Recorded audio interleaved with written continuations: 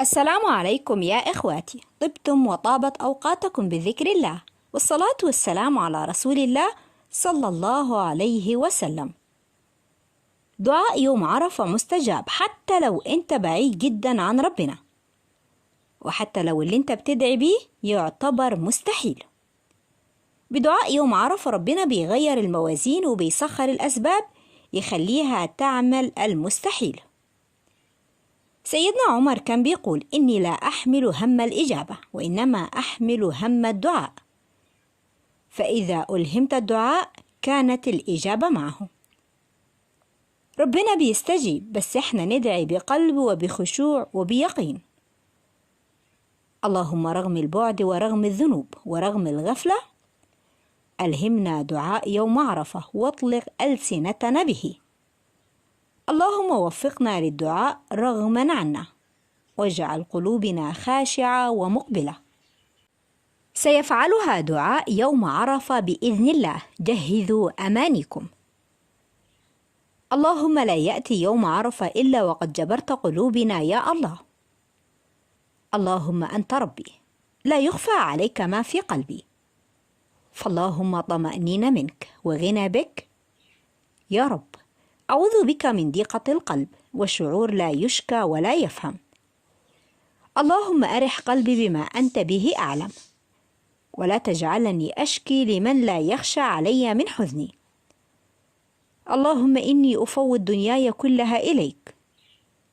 اللهم لا سهل إلا ما جعلته سهلا، وأنت تجعل الحزن إذا شئت سهلا. اللهم يا مدبر الليل والنهار، بدل ضيقي لفرج وعجزي لقوة وأحلامي لواقع، وأخرجني من حولي إلى حولك، وقل لما أتمناه من أمري أن يكون، فإنه لا يعجزك ولا يصعب عليك شيء. يا كريم يا حنان يا منان يا مجيب. اللهم فرج عن ناشر هذا الدعاء كربه، واقضي دينه واستر عيبه، واهديه إلى ما تحبه وترضاه، والمؤمنين والمؤمنات والمسلمين والمسلمات الأحياء منهم والأموات. لا حول ولا قوة إلا بالله العلي العظيم. أستغفر الله ربي الذي لا إله إلا هو الحي القيوم رب العرش العظيم، وأتوب إليه من كل ذنب عظيم. اللهم صل وسلم وبارك على سيدنا محمد صلاة تنحل بها العقد وتنفرج بها الكرب وتقضى بها الحوائج ويستسقى الغمام بوجهه الكريم، وعلى آله وصحبه أجمعين. اللهم باعد بيني وبين يوم يحدث فيه ما لا أستطيع تحمله، وباعد بيني وبين قدر يصعب علي تقبله، وقرب بيني وبين فرحة قلبي.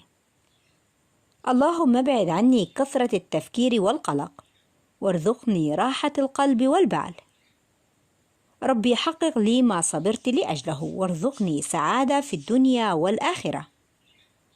اللهم أنت القريب وأنت الصاحب والحبيب، وأنت الوحيد المجيب، وأنت الشافي والطبيب، وأنت الذي تعلم ما نريد. اللهم ارحم ضعفنا وآمن روعنا وأسعد قلوبنا، وفرج همومنا واصرف عنا ما يقلقنا ويعكر صفونا. آمين يا رب العالمين. واللهم صل وسلم وبارك على سيدنا محمد وعلى آله وصحبه وسلم تسليما كثيرا. لا تنسوا الدعاء لأمي وأبي بالرحمة والمغفرة لهم ولجميع أموات المسلمين فضلا وليس أمرا. جزاكم رب الجنة بغير حساب ولا سابقة عذاب يا رب.